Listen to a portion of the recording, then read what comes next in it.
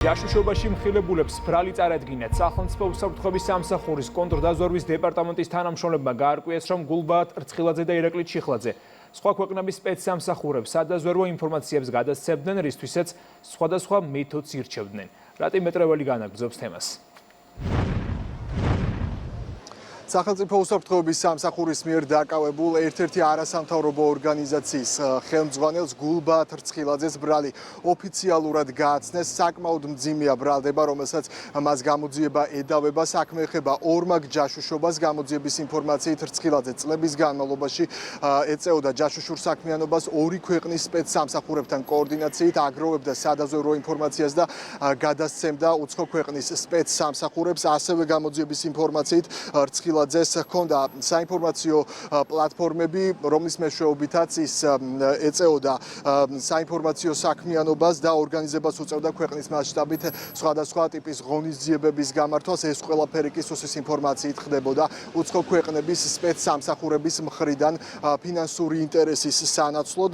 სახელმწიფო უსაფრთხოების სამსახურს არ დაუსახელებია კონკრეტული ქვეყნები თუ რომელ ქვეყნებთან კოორდინაციით მოქმედებდა ის, თუმცა გუშინ ქრონიკასთან ოჯახის ახლობლებმა გამოთქვეს ვარაუდი, რომ შესაძლებელია საქმიანობის გათვალისწინებით ერთ-ერთი ქვეყანა იყოს რუსეთი. ამ ინფორმაციის გადამოწმებას ჩვენ შევეცადეთ უფლებადამცველთან, რომელიც ამბობს, რომ გაუთქმელობაზე აქვს ხელი მოწერილი და შესაბამისად საქმის სპეციფიკის გათვალისწინებით ის ვერ ისაუბრებს დეტალებზე და ვერ დაასახელებს კონკრეტულ ქვეყნებს, თუმცა მოვისმინეთ ისიც, რომ თავად ბრალდებული მის დაკავებას და აღნიშნულ ბრალს უკავშირებს იმას, რომ მან შექმნა რუსოფობიის მონიტორინგის საბჭო ქვეყანაში.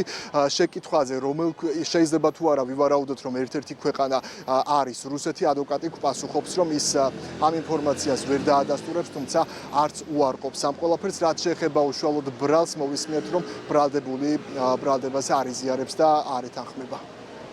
აღნიშნეთ ჩვენ, რომ ბრალს არ ეთანხმებით და არ ვაღიარებთ დადგენილება ბრალის შესახებ და დადგენილია. რუსოფობიის მონიტორინგის საბჭო რო შექმნა, დიდწილად მაგას უკავშირებს თვითონ, რომ ალბათ ამის გამო მოხდა ჩემი დაკავებაო. ერთ-ერთი ქვეყანა რუსეთია, რადგან რუსოფობიაზეა საუბარი. კი, შესაძლოა ვივარაუდოთ, კი ბატონო. უბრალოდ ვერ დაგიდასტურებთ ამ ეტაპზე, მაგრამ არის ალბათ ერთი ქვეყანა ეგ იქნება ალბათ. დეტალებს ვერ მოგიყვებით, ახლა რამტკიცებულებები დებს შიგნით, მაგრამ რაიმე ისეთი ღირებული, რომ პირდაპირ მტკიცებულება იყოს, რომ ბატონმა გულბაათმა რაიმე დანაშაული ჩაიდინა, არ არის. ჩვენ ახკვეთის ღონისძიების გარეშე დატოვებას ვითხოვთ, რომ არც ერთი სახის ახკვეთის ღონისძიება არ იყოს შეფარდებული.